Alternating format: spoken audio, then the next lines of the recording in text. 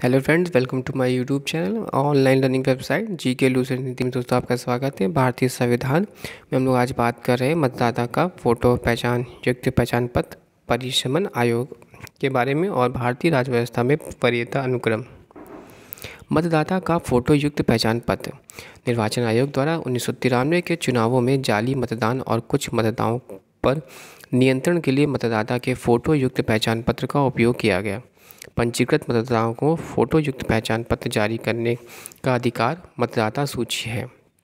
समानता रूप से प्रतिवर्ष इस मतदाता सूची में संशोधन किया जाता है और नवंबर को पहली तारीख पात्रता तिथि मानी जाती है। इस तिथि को 18 वर्ष की आयु पूरी करने वाले या इससे अधिक आयु को का प्रत्येक भारतीय नागरिक मतदाता सूची में शामिल होने का पात्र होता है और वह इसके लिए आवेदन कर सकता है। एक बार सूची में पंजीकृत हो जाने के बाद वह फोटो युक्त पहचान पत्र प्राप्त करने के लिए पात्र हो जाता है। परिसीमन आयोग। संविधान में परिसीमन आयोग के संबंध में कोई स्पष्ट निर्देश नहीं दिया गया है। अनुच्छेद 82 में प्रत्येक जनगणना की समाप्ति पर लोक सभा एवं राज्य के निर्वाचन क्षेत्रों के विभाजन एवं पुनः समायोजन का कार्य संसद द्वारा विविध अधिकारी के द्वारा ही किए जाने का प्रावधान है।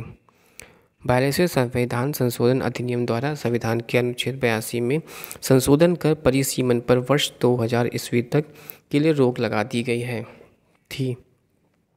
84वें संविधान संशोधन अधिनियम 2001 ईस्वी के द्वारा संविधान के अनुच्छेद 82 और 170(3) की शर्तों में संशोधन किया गया है, जिसके अनुसार देश में लोकसभा एवं विधानसभा की सीटों की संख्या में वर्ष 2026 ईस्वी तक कोई वृद्धि अथवा कमी नहीं की जाएगी। परिसीमन आयोग 2002 का गठन 12 जुलाई 2002 की न्यायमूर्ति कुलदीप सिंह की अध्यक्षता में किया गया व इस आयोग की सिफारिशों को केंद्रीय मंत्रिमंडल ने 10 जनवरी 2008 को मंजूरी प्रदान की। नए परिसीमन में लोकसभा के आरक्षित सीटों की संख्या बढ़ जाएगी। नया परिसीमन 2001 की जनगणना के आधार पर किया गया है। परिसीमन आयोग में देश के मुख्य निर्वाचन आयुक्त, सभी राज्य व केंद्र शासित प्रदेशों के निर्वाचन आयुक्त इस आयोग के सदस्य हैं। परिसीमन आयोग का प्रमुख कार्य हाल में ही जनगणना के आधार पर विभिन्न विधानसभाओं एवं लोकसभा के निर्वाचन क्षेत्रों की सीमा का पुनर्सीमांकन करना होता है। परिसीमन आयोग के आदेशों को किसी न्यायालय की चुनौती नहीं दी जा सकती। परिसीमन आयोग के आदेशों को लोकसभा एवं संबंधित राज्य विधानसभाओं में रखा जाता है, किंतु लोकसभा एवं राज्य विधानसभाएं परिसीमन आयोग के आदेशों में कोई सुधार या संशोधन नहीं कर सकती है। परिसीमन आयोग के द्वारा ही प्रत्येक राज्य में उदित प्रतिनिधित्व में कोई बदलाव नहीं किया जाता है, किंतु जनगणना के आधार पर अनुसूचित जाति एवं अनुसूचित जनजाति के संबंधों में सीटों में परिवर्तन कर दिया जाता है। अब तक गठित 4 परिसीमन आयोग: परिसीमन आयोग 1952, परिसीमन आयोग 1962, परिसीमन आयोग 1973 और परिसीमन आयोग 2002। स्रोत भारत 2016, पेज नंबर 618। नए परिसीमन के बाद आरक्षित सीटें। जाति पहले से आरक्षित सीट और नए परिसीमन बाद आरक्षित सीटें। अनुसूचित जाति 79, नए परिसीमन के आरक्षित सीट 84। अनुसूचित जनजाति 41, पहले थी 41 अब है 47। अनारक्षित सीटों की संख्या 412 यानी 412। नोट: वैसे राज्य जिनका परिसीमन आयोग 2002 ईस्वी के द्वारा परिसीमन नहीं हो सका: असम, मणिपुर, अरुणाचल प्रदेश, नागालैंड एवं झारखंड। पूर्वोत्तर के चारों राज्य में स्थानीय विरोध एवं अदालतों के स्थगन आदेश के कारण परिसीमन नहीं हो सका, जबकि झारखंड के सरकारी नीति के विपरीत आरक्षित सीटें कम होने के कारण परिसीमन पूरा नहीं हो सका। भारतीय राज्य व्यवस्था में वरीयता अनुक्रम। भारतीय राज्य व्यवस्था में विभिन्न पदाधिकारियों की वरीयता अनुक्रम यानी वॉरेंट ऑफ प्रीसिडेंस इस प्रकार के हैं: राष्ट्रपति, उपराष्ट्रपति, प्रधानमंत्री, राज्यों के राज्यपाल, अपने राज्यों में भूतपूर्व राष्ट्रपति का उप प्रधानमंत्री, भारत के मुख्य न्यायाधीश तथा लोकसभा अध्यक्ष के भारत के केंद्रीय कैबिनेट मंत्री, राज्य के मुख्यमंत्री, अपने अपने राज्यों में योजना आयोग का उपाध्यक्ष एवं पूर्व प्रधानमंत्री तथा संसद के विपक्ष का नेता, भारत रत्न के सम्मान का धारक, राजदूत, उच्चतम न्यायालय के न्यायाधीश, नौका का मुख्य निर्वाचन आयुक्त तथा भारत के नियंत्रक महालेखा परीक्षक, राज्यसभा की उपसभापति, लोकसभा का उपाध्यक्ष, योजना आयोग के सदस्य तथा केंद्र में राज्य मंत्री। भारत रत्न एकमात्र ऐसा पुरस्कार है जिसे वरीयता अनुक्रम में स्थान दिया गया है। नोट: मुख्य चुनाव आयुक्त श्री शेषन के आग्रह पर सरकार ने मुख्य चुनाव आयुक्त को 9 की स्थिति प्रदान की है, यानी उच्चतम न्यायालय के न्यायाधीश के समकक्ष दर्जा। यह संशोधन अगस्त 1993 में किया गया। 31 राजभाषा। अनुच्छेद 343 से 351 संविधान के भाग 17 के अनुच्छेद 343 के अनुसार संघ की राजभाषा हिंदी और लिपि देवनागरी है। भारतीय संविधान के अनुच्छेद 344 में राष्ट्रपति को राजभाषा से संबंधित कुछ विषयों में सलाह देने के लिए एक आयोग की नियुक्ति का प्रावधान है। राष्ट्रपति ने इस अधिकार का प्रयोग करते हुए 1955 इसमें श्री B.G. खरे की अध्यक्षता में प्रथम राजभाषा आयोग का गठन किया। इस आयोग ने 1956 में अपना प्रतिवेदन किया। संविधान की 8वीं अनुसूची के अनुसार निम्नलिखित भाषाओं को राजभाषा के रूप में मान्यता प्राप्त है। इस प्रकार है: आसामिया, बंगला, गुजराती, हिंदी, कन्नड़, कश्मीरी, मलयालम, मराठी, उड़िया, पंजाबी, संस्कृत, सिंधी, तमिल, तेलुगु, उर्दू, कोंकणी, मणिपुरी, नेपाली, मैथिली, संथली, डोगरी और बोडो। नोट: 1967 में संविधान के 21वें संशोधन के द्वारा सिंधी को 8वीं अनुसूची में जोड़ा गया। 1992 में संविधान के 71वें संशोधन के द्वारा मणिपुरी, कोंकणी एवं नेपाली को 8वीं अनुसूची में जोड़ा गया। 92वें संविधान संशोधन में अधिनियम में 2003 ईस्वी के द्वारा संविधान की 8वीं अनुसूची में मैथिली, संथली, डोगरी एवं बोडो भाषाओं को जोड़ा गया।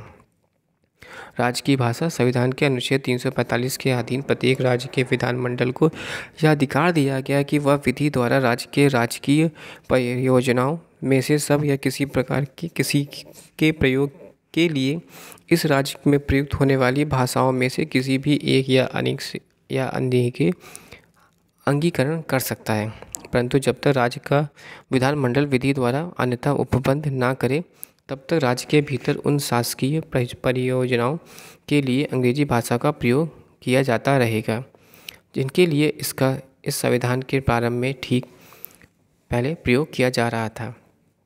इस उपबंध के अंतर्गत अधिकांश राज्यों ने मुख्य क्षेत्रीय भाषा को अपनी राजभाषा के रूप में अंगीकार किया, जैसे आंध्र प्रदेश ने तेलुगु, केरल ने मलयालम, असम में असमिया, पश्चिम बंगाल में बंगाली, उड़ीसा में उड़िया, गुजरात में गुजराती के अतिरिक्त हिंदी, गोवा ने कोंकणी और अतिरिक्त मराठी व गुजराती, जम्मू कश्मीर ने उर्दू, मेघालय, अरुणाचल प्रदेश व एवं नागालैंड ने अंग्रेजी, पुडुचेरी ने फ्रांसीसी, त्रिपुरा ने कोकुबोरोक और तथा मिजोरम ने मिजो। ध्यान देने बात योग है कि राज्यों की द्वारा भाषा का चुनाव संविधान की 8वीं अनुसूची में उल्लेखित भाषाओं तक ही सीमित नहीं है। राज्यों के परस्पर संबंधों में तथा संघ तथा राज्यों के परस्पर संबंधों में संघ की राजभाषा को ही प्राधिकृत भाषा का माना जाएगा, परंतु यदि 2 या 2 से अधिक राज्य यह करार करते हैं कि उन राज्यों के बीच पदाधिकृत की राजभाषा हिंदी भाषा होगी तो ऐसे पदाधिकृत के लिए उस भाषा का प्रयोग किया जा सकेगा। अनुच्छेद 346 उच्चतम और उच्च न्यायालय तथा विधानमंडलों की भाषा। संविधान के प्रावधान में किया गया है कि जब तक संसद द्वारा कानून बनाकर अन्यथा प्रावधान न किया जाए तब तक उच्चतम न्यायालय और उच्च न्यायालयों की भाषा अंग्रेजी होगी और संसद तथा राज्य विधानमंडलों द्वारा पारित कानूनी अंग्रेजी में ही होंगे। संविधान के अधीन किसी भाषा की राष्ट्रीय भाषा के रूप में नहीं अपनाया गया। इसके अधीन हिंदी को केवल राजभाषा के रूप में रखा गया, अर्थात भारत को कोई राजभाषा नहीं है, अर्थात भारतीय कोई राष्ट्रीय भाषा नहीं है। 32 आपात उपबंध। भारत संविधान में 3 प्रकार के आपातकाल की व्यवस्था की गई है: राष्ट्रीय आपात, राष्ट्रपति शासन, वित्तीय आपात। राष्ट्रीय आपात अनुच्छेद 352। इसकी घोषणा निम्नलिखित में से किसी भी आधार पर राष्ट्रपति के द्वारा की जाती है: युद्ध, बाह्य आक्रमण और सशस्त्र विद्रोह। राष्ट्रीय आपात की घोषणा में राष्ट्रीय मंत्रिमंडल के लिखित सिफारिश कर सकता है और राष्ट्रीय आपात की घोषणा को न्यायालय के प्रश्नगत किया जा सकता है। 44वें संशोधन द्वारा अनुच्छेद 352 के अधीन उद्घोषणा संपूर्ण भारत में या उसके किसी भी भाग में की जा सकती है। राष्ट्रीय आपात के समय राज्य सरकार निलंबित नहीं की जा सकती है, अपितु वह संघ की कार्यपालिका में पूर्ण नियंत्रण में आ जाती हैं। राष्ट्रपति द्वारा की गई आपात की घोषणा 1 माह के प्रवर्तन में रहती है और यदि इस दौरान इसे संसद के 2/3 बहुमत से अनुमोदित करवा लिया जाता है तो वह 6 माह तक प्रवर्तन में रहती है। संसद इसे पुनः एक बार में 6 महीने तक बढ़ा सकती है। यदि आपात की उद्घोषणा तब की जाती है जब लोकसभा का विघटन हो गया हो या लोकसभा का विघटन 1 मास के अंतर्गत आपात उद्घोषणा का अनुमोदन किए बिना हो जाता है, तो आपात उद्घोषणा लोकसभा की प्रथम बैठक की तारीख से 30 दिन के अंदर अनुमोदित होना चाहिए, अन्यथा 30 दिन के बाद यह प्रवर्तन नहीं कर रहेगी। यदि लोकसभा साधारणतः बहुमत से आपात उद्घोषणा को वापस लेने का प्रस्ताव पारित कर देती है तो राष्ट्रपति की उद्घोषणा वापस लेनी पड़ती है। आपात उद्घोषणा पर विचार करने के लिए लोकसभा का विशेष अधिवेशन तब आहूत किया जा सकता है जब लोकसभा की कुल सदस्य की संख्या के 1/10 सदस्य द्वारा लिखित सूचना लोकसभा अध्यक्ष को जब सत्र चल रहा हो या राष्ट्रपति को जब सत्र नहीं चल रहा हो दी जाती है। लोकसभा अध्यक्ष या राष्ट्रपति चुनाव प्राप्ति के 14 दिनों के अंदर लोकसभा के विशेष अधिवेशन आहूत करते हैं। आपातकाल की उद्घोषणा के प्रभाव।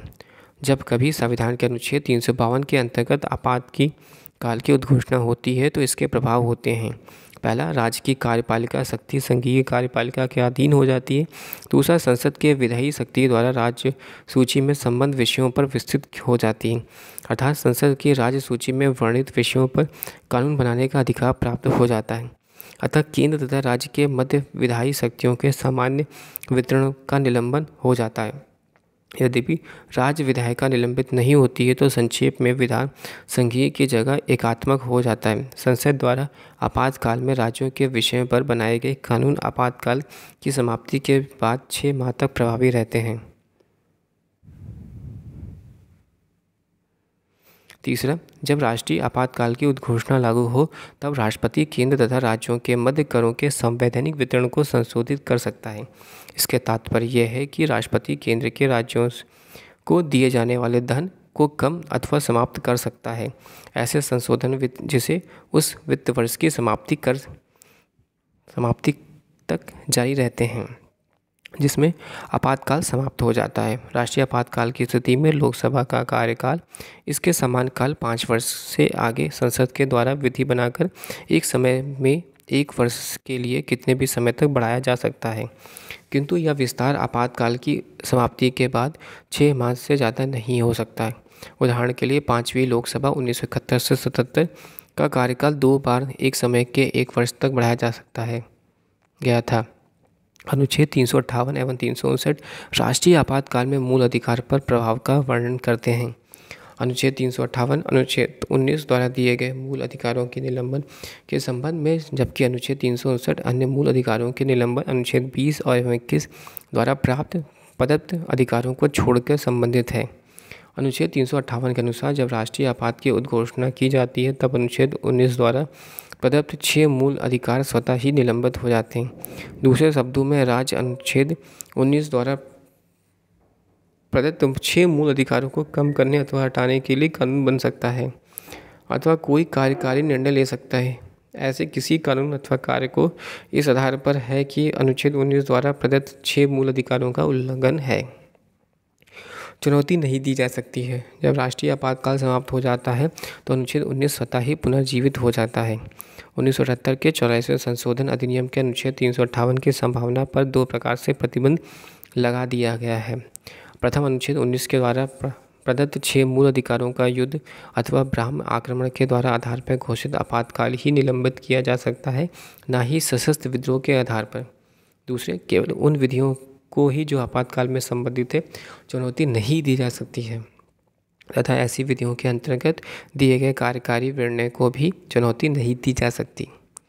अन्य मूल अधिकारियों का निलंबन। अनुच्छेद 359 में राष्ट्रपति को आपातकाल में मूल अधिकारों का लागू करने के लिए न्यायालय जाने के अधिकार को निलंबित करने के लिए अधिकृत करता है, अतः 359 के अंतर्गत मूल अधिकार नहीं है कि अपितु उनको लागू होना निलंबित होता है। वास्तविक रूप में ये अधिकार जीवित रहते हैं, केवल इनके तहत उपचार निलंबित होता है। या निलंबन उन्हीं मूल अधिकारों से संबंधित होता है जो राष्ट्रपति के आदेश में वर्णित होते हैं। जब राष्ट्रपति का आदेश प्रभावी रहता है तो राज्य उस मूल अधिकार को रोकने व हटाने के लिए कोई भी विधि बना सकता है या कार्यकारी कदम उठा सकता है। ऐसी किसी भी विधि या कार्य को इस आधार पर चुनौती नहीं दी जा सकती यह संबंधित मूल अधिकार के सामने नहीं रखता है। इस विधि के प्रभाव में किए गए विधायी व कार्यकारी कार्यों को आदेश समाप्ति के उपरांत चुनौती नहीं दी जा सकती है।